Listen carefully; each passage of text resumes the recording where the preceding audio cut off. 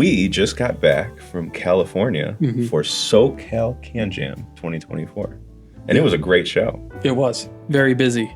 Very busy. Tends to be one of the better shows, if I do say so. Yes. I did New York City before. This was my second show, but much busier than New York City. Yeah, I think the arrows helped. Put the arrows down. Perhaps. Well, because we were still off the beaten path. That's right. Luckily, We're all like of our behind the show. Yes, very behind the show. Yeah. Luckily, all of our fans found us, though. We have many signs. Yes, and we have many fans that wanted to see us personally. Yes. That's right. But we have a slideshow with some pictures we're going to go through. It's like back in the 80s when you had a slide deck every time you went on vacation. You had to show it to your family. And now you're all going to listen. Yeah. Oh, okay. Well, I guess we're bringing it along with us. All right, so we're starting with listening stations. Yep. I really like this listening station. I don't know if you guys got a chance to listen to it. Yeah, that was kind of the gem. It was the we were supposed to have, if you watched our last video on the SoCal intro, we were supposed to have a WA33 or the WA24 with the Rock and Wave Dream. But we ended up going with the WA22. Yeah, that's a different direction. With the new custom tubes that Woo Audio is making. So they're having made specifically just for them. So the rectifier tube. And we had the DZ with that with the golden sound Wandla. So everyone loved that. Lots of sound. The next one is the Amp and Sound Red October XL with the EMM Labs DV2. This one was as planned. Did you guys listen to this at all? Not much. There was always someone sitting at it. Very briefly. I didn't know we had the cage on, though. That's removable. We took it off. Yeah, we ended up taking the case. This must have been just when we set it up, took a picture. That amp was so heavy. Yeah. It's almost 100 pounds. Yeah. It felt like it was bolted to the table if you tried to move it. Yeah. That's how heavy it was. Really holographic. I was really surprised. Added something to it. It's hard to get a show impression. Well, yeah. Very cool. And I ended up running a cable to the amp. And I think it was the amp that was doing that. As good as the DAC was. But yeah, thanks to Justin at Amp and Sound and TJ at Mimic for... Yeah, and then at the end of the show, he came and picked it up and just carried it across the entire show himself. Yeah, Justin at Amp and Sound is a beast. Yeah. All right, what's... The Lena stack. Ah, yes. It was a little stacked in this Yeah, we did. orientation. We're like, let's do it since we had the space. Yeah. Not stack it. Eric did the faceplate. Tell us about the faceplate. Yeah, we got a custom faceplate on there. And DCS approached us and said, hey, you want to do a faceplate thing or something? Do whatever. And that's what we did. And we made a headphone, a DZ with a different color inlay to match it. And that's actually pocketed out. It's actually an inlay. It's legitimately abalone. It's not a sticker. But I think it's pretty neat. I wanted to explore a little bit different opportunities on that one, but we didn't get there. And subsequently, DCS liked it so much that they decided to send faceplates to other people and have them do matching whatever faceplates as well. Yep. Zach did wood, of course. He's Yeah. right next to us. Classic. And everyone else just lasered theirs. Yeah. In some way, shape, or form. I mean, they look cool, but... We were thinking that at first. We were like... Yeah. Well, you got to lasered finish this part. too. Yeah, like, this well, what part. are you supposed to do with that? Something. Yeah. But But we went a little further than maybe we should have. Sorry, no one can buy it. Right. We made one, Yeah. technically two. But we made one, and that, I guess we're doing nothing with it because that's it That's or it. something. Well, it's Joe's. Yeah, right. This is Joe's DCS Right. stack. This is true. So So it'll sit forever somewhere in Joe's house Well, yeah. Yes, lurking in the shadows. with his AB1266. We also have these e-paper displays I think are kind of neat. Yeah. Displaying the things that were happening in front of you. Yeah, we had the e-paper. All of our signage for each booth was e-paper. And Eric's idea went out really well.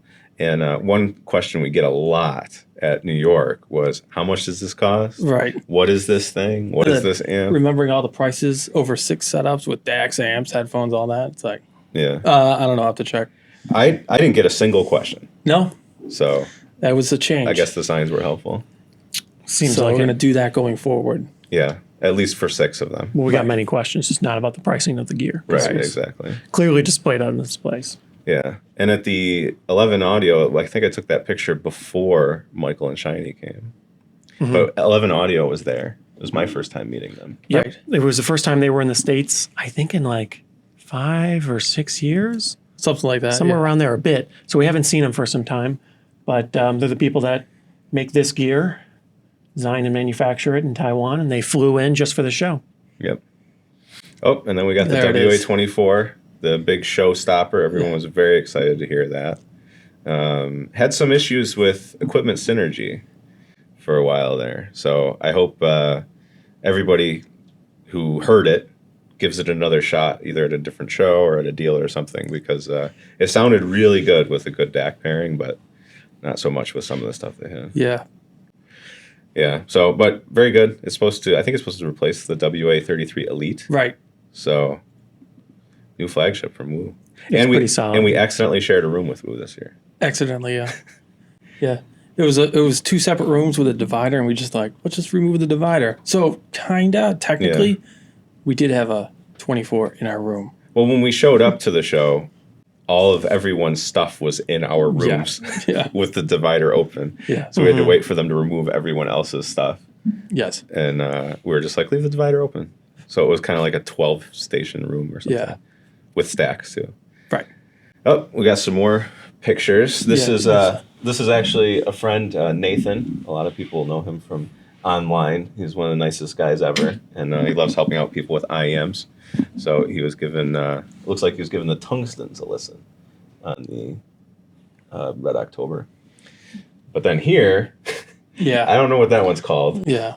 I forget his name, but he goes by the online handle PUD, P-U-D. Mm-hmm. And he makes these absolutely just ridiculous, ostentatious headphones that do ridiculous things. Can I assume that those are the subwoofer ones? I guess. I forget which ones. He also had one with a tube that ran from Yeah, I left saw to that. right. Someone trying to And it was they're trying to wear you how to hold the tube the whole time. You did, yeah. 'Cause So then it's fold. like, all right, my arms are tired now. It was supposed to be analog crossfeed. Yeah, that's what That's I the figured. idea with That's those. what it looked like. So- Like, it's a little much, but Yeah, I tried one. I don't know if it's the next picture, but it'll come up. We'll talk about it again. So once Big Deal gives us new pictures, there we go. Ah, there it is. Yeah. Ta-da! yeah. So this is another one, and it's actually you can see it here. There's actually 4 independent drivers, and they're all tied together, crossovered in some way, and it was actually pretty comfortable. There's 3 pads, and each pad is 170 millimeters. Holding on your head, so it actually ended up being pretty comfortable. And actually, it was sounded of the ones I heard, this was the best sounding of the group. Like had the best potential. Maybe some better drivers or something, and then you're there. Oh, there it is. Yeah. So we should definitely talk about this today. Alessandro Cortini released an album today. Natty Infinity is the name of the album. So everyone should definitely check that out. We should probably link it in the description. But that dropped today. Yeah, he's carrying it right here. We had it last week, a week before it came out. So Yeah, he brought it to the CanJam. He has the Diana MR that he does a lot of his mixing on and recording. And then he has the 1266 that he does the final, mastering. like the final master check. So if you have 1266, that album probably sounds like they were made for your headphones Because they were. Because they were actually made for your How headphones. convenient. So he's formerly of Nine Inch Nails, or still I is. guess they kind of, yeah. if they ever toured again. Yeah. But yeah. All right. Went Yeah. to eat. This is everyone out to eat. That's 11 Audio, and this is Woo Audio, and that's Stax. So, see, we can be friends. It's not that cutthroat an industry. Everyone's pretty nice and friendly. This is Hui, I believe is how we pronounce his name. He came all the way from Taiwan. He's got all our headphones, all their amps. Yep. He's a big fan. He ended up helping out in the room for 2 days. He was so nice. So, yeah, very cool. The restaurant was all right. I don't remember what it was called. I don't know. Boss Cat. Boss Boss Cat. Cat. It's just on the street. Yeah, I'll give it a 4 out of 10. It was all 4. right. Yeah. Well, it really ruined it for me when I ordered Talisker, and it was $27 for a single drink. That was the end of my end of the night right you there. left like, I was like, give me a burger, and then we ended up being in the restaurant for 3 more hours. It was a long time. Ugh, yeah, not my favorite. But then this. Oh yeah, that's me flying there using the Dyson Zone that we have the video on. Yep. Yeah, make fun of it all you want. It was an amazing experience. So. He was pretty thrilled with that. He was. Yeah, this is my neighbor, and to validate the effectiveness of this, 3 hours on that flight, and never said one word to me the entire time.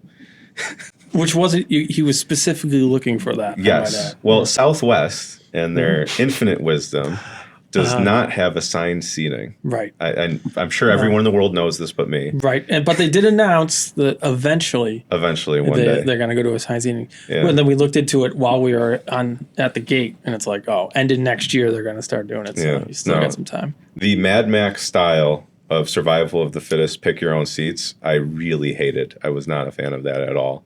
But these headphones make it so that no one wants to sit next to you or talk to you. So it does work very well. But at some point she did have to get up, and I put the face mask down, and it was incredible how horrible that airplane smelled. Like a gym locker room. Yeah. It was really pungent. So they do actually work for exactly that. So I'm sure if you're in Singapore or something, I have no idea if it's as good at filtering out the smog and whatnot. But there's Michael. Michael from 11 Audio. Yeah, he was very sweet. I was really happy I got to meet him. He loves movies. Yes, he does. We were able to connect on movies. I had them laughing pretty good because I can quote like the first 30 lines of Forrest Gump or something. Oh, yeah. And they were just, I stopped after the third one and he was like, can you keep going? And they were just laughing the whole time.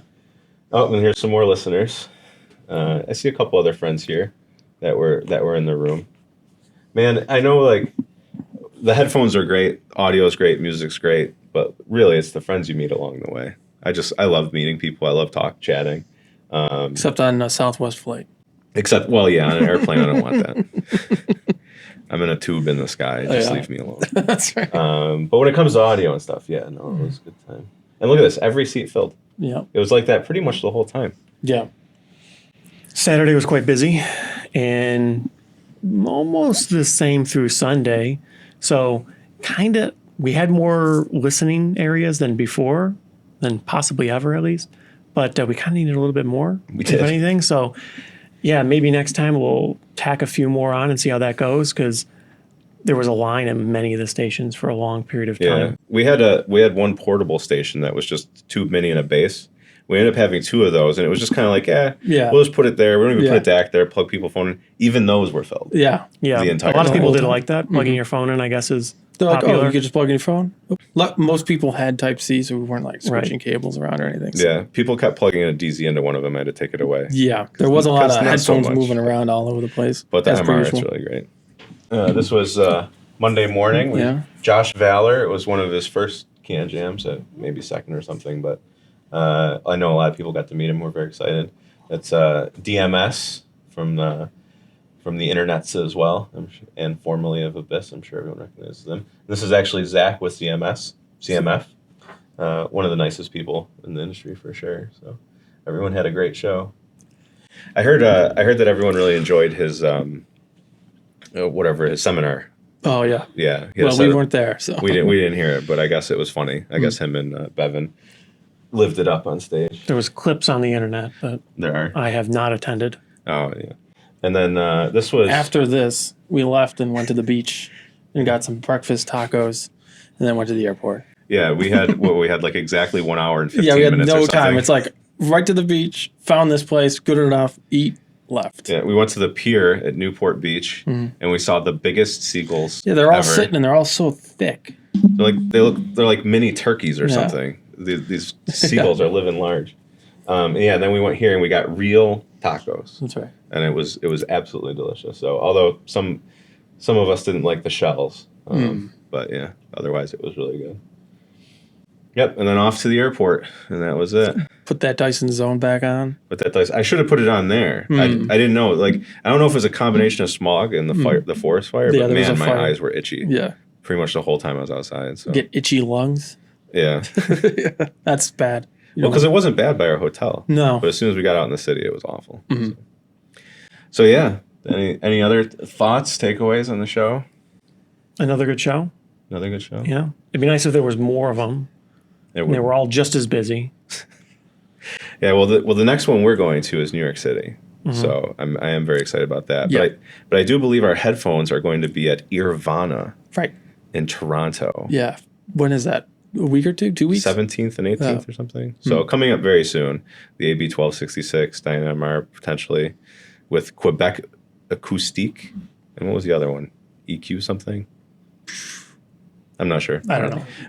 EQ Audio. So yeah, so we'll be at Irvana if you can come check us out. So that's a pretty neat show. There's a 2-channel show, Right. and a Separate headphone hotel. show. Separate hotels, but they share a parking Yeah. lot. So you can go to whichever one. So I hope some of our, because we're not going to be able to make it, I hope some of our fans share pictures in Headfire or whatever, because I'm really curious to see what Sure. it's like. So, all right. Well, thanks everyone for listening. See you in New York City. If we met you in SoCal, very excited to meet you. And everyone be safe.